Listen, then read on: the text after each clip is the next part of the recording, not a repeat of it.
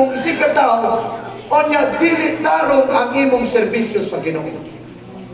Pwede man kang magpakita, i-appreciate ka sa daghang tao, pero ang realidad, wala kay sikretong relasyon sa Diyos. Wala di kay pag-apo. Wala galing kay pagbasa sa pulong sa Ginoo. Wala galing kay simba-simba.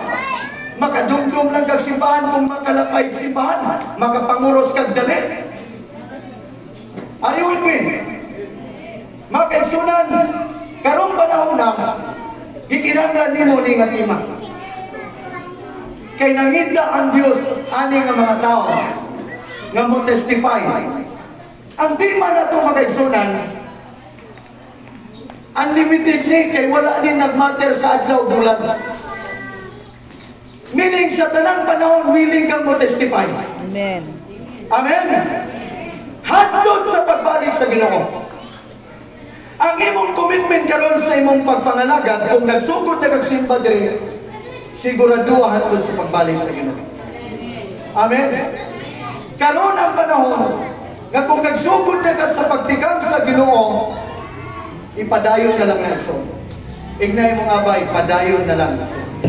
Dayon na igsoon. Nga naman, wala ka na sayop sa imong desisyon. Ang kinabuhi na ito, mga kaigsunan, sumala sa kong gingon kaganina, mauni ang buhing testimony. Amen? Nagpamatuod nga ang Ebanghelyo na imong gidawat, naglihok sa sulod, o nag-usap sa kondisyon sa mong kasing-kasing, o nag-usap sa adlaw-adlaw sa imong kinabuhi. Muna nga tinuod, nga mensahe sa Dios, nga buhi diya sa sulod nimo, mi-reflect kini, mi-produce kini sa kinaiya sa Dios diya sa imong kinabuhi. Matod pa ni Charlie Kirk, nakadungog na mo ni Charlie Kirk, mo ni usa sa gigapit sa Ginoo during the time kanyang buhi siya. Apan miingon ko nga mas damo sa gigapit sa Ginoo nga namatay siya. Kay mi resulta dakong pagapukaw adunay great awakening not only in colleges or universities in America, but even across the nation, globally, tungod kay daghana ng mga tao nga nakahatag og impact nila. Dunay transformation silang kinabuhi, daghang nag-testify nga nangausap sila pinaagi ni ining alagad sa Dios. Dunay ingon niya, the best evangelization was not in what he said, but how to live a life in Christ. Are you with me? Kitang tanan nag-evangelize man ta. Unsa man ang evangelization? Meaning kanang mo adto ka sa lugar sa imong silingan, bisan asa nga dapit, kung nakadya ang imong intensyon o ang imong purpose is to testifying the grace of the Lord. Makaigsunan, dili lang tungod kay maayo ka manulti. Best man na, factor kay na. Pero magsugod lagi the way you live your life. Kung mo-share ka sa gugma sa Ginoo, o niya, afterwards, makita nila nga nagsagintay na gapon dahil ka dito, uli sa iyong balay. Asa ang bunga sa imong pagwalit. Therefore, pamatudi kung naa kay Ginoo ipakita sa imong adlaw-adlaw na kinabuhi. Kaya nga no, dili man ni joke ang atong pagpangalagan. Kung tinuod ka nga muhatag sa imong kinabuhi sa Dios, ihatag na nga walay kulang. Amen. Pila ba nato dire nga nag-surrender na ka sa Ginoo ka, Lord, imo na ni akong kinabuhi. Gamitan ko.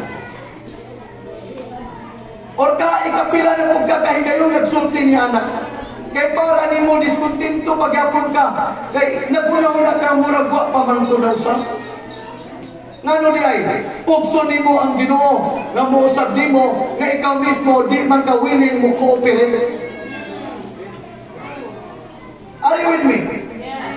Now, ang atong decision sa pagpangalagad sa Ginoo It's a matter of how we use the wisdom of God. The wisdom of God is His Word. The more you meditate upon the Scripture, and I believe makaisunan, at dunay manifestation siyang pulong. Di haman na nagkulang. Usahay, pasumangin mo sa Ginoo, nga wa ka na usab. Tungod kay siguro nagunahuna ka, robot ka, nga pwede rin ituklog na ay mahitabo. Makaigsunan, naatay buhaton aning atong kinabuhi. Try to imagine, giunsa man ta paglukat ni Jesus. Giunsa man ta pagluwas, pili lalim ang gibuhat ni Jesus. Pwede man mayon si Jesus amahan. Luwas na ning tanan, nganong magpakamatay pa man ko, nganong magsulob pa man ko sa tawhanon nga lawas aron lang yun sakiton ko. Try to imagine, nganong si Jesus mingon, you want to follow me? Mark, sa book of Matthew, I think chapter 16, beginning in verse 24 or verse 26. And si Jesus, you want to follow me? Kung sa'yo ni Jesus, you want to follow me? Deny yourself. Take up the cross and follow me. Now, how to serve the Lord or following Christ? It's a matter of dedication and sacrifices. Amen. You must willing to deny yourself. Unsa nga mga buta na i-deny nimo? Kana bang mga buta na ganahan kay ka o nya di man lagi siya ganahan? Are you with me? Example, alam mo kasukuha.